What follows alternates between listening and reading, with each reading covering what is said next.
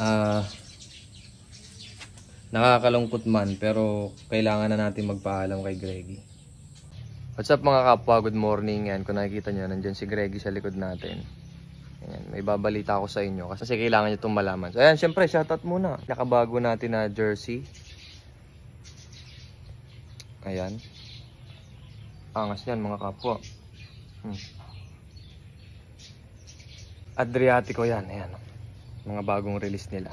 Ayun yung mga bagong release nila. So may a-announce ako sa inyo mga kapwa. Nakakalungkot kasi si Greggy, ayan, napapag-iwanan na kasi lagi si Greggy. Napapabayaan na. And actually, tanggal yung pipe niya ngayon kasi ginamit natin kay Victoria. Yung canister niya, ikinabit natin kay Victoria. Tapos yung elbow ni Victoria, yun ang ginamit natin. Canister na KOU, syempre, yung elbow, KOU pa rin. Ganda ng kulay, no? Ganda ng kulay, buhay na buhay. Ito na ngayon si Greggy, mga kapwa. Ayan, natatandaan nyo. Dinali yan ni Dane R. Ayan, shout out Dane R. Dahil sa'yo mukhang wala, kailangan talaga natin magpaalam kay Greggy. Nakakalungkot man sabihin mga kapwa kasi ayun, napapabayaan na kasi siya eh. Ayan, yun yung kalakalawang na siya. Tapos ano na, parang yun nga, yun yung word, napapabayaan. Kaya pasensya na Greggy. Ayun nga pala si Hera nandyan, si Victoria nandito din sa Gedli. Ayan, actually maganda yung setup ni Greggy eh. Kasi ayan, makikita nyo, naka-drum brake siya na RC na ano, brake arm. Strong yan na Pentagon. Ayan, Pentagon yan mga kapwa. Ang ganda niyan. Pentagon yan. Ayan, naka-EMD na gulong. Siyempre, shout out IRC Tires Philippines. Napakakapal pa niya, no? Bagong bago yan. Swing, naka-TRC yan. Naka-TRC yan mga kapwa. Tapos yung ano natin, siyempre, shout out OKD Shocks Philippines. Yan, OKD shock, Thailand made yan mga kapwa, legit na Thailand yan. Yan yung kaganda yung shock natin. Ayan, shock natin. Adjustable yan and the best siya pang drag race. Pang drag race. Pero meron din siyang ibang design ng shocks na babagay sa pang daily, yung may baso, mas maganda yan. Stock naman yan, yung makina. Wala tayong ginalaw dyan, stock. Phyto ignition coil, ayan, shout out Phyto.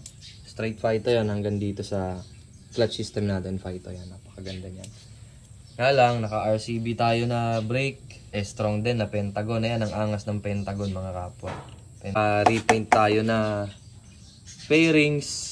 Repaint by JL Carbon. Ang kulay niyan ay Passion Orange. Ayan, kaya kung gusto nyo magpakulay niyan, Passion Orange. So,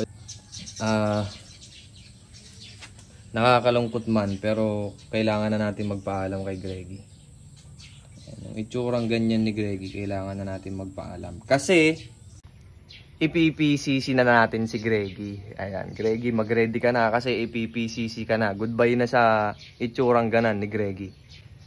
Ayan, magpapaalam na tayo kay Greggy dyan sa itsura na yan. Pero hindi natin ibebenta yan. Pag magtampo yan si Greggy o magtatampo na yan, PCC na natin. Ayan, syempre magpapatulong tayo kung paano natin mapapatuling ang PCC. And number one na problema natin ay yung chassis. Comment down mga kapwa kung saan tayo maganda magpapagawa ng batalya natin na PCC kasi kailangan i-convert yan para maging PCC look kasi hindi pwedeng ganyan. Tsaka kailangan din i-lighten, papalitin tayo ng napakaraming pyesa dyan para maging PCC look. Kaya goodbye na Greggy. Greggy look lang ang goodbye pero hindi naman mag-goodbye yung buong motor. So kita nyo pa rin lagi sa mga vlogs natin yan si Greggy at hindi mawawala yan. So standby mga kapwa, comment kayo and hanggat maaari heart o kaya care or sad react ganon para marami rin tayo mabiktima. Goodbye Greggy, hello PCC.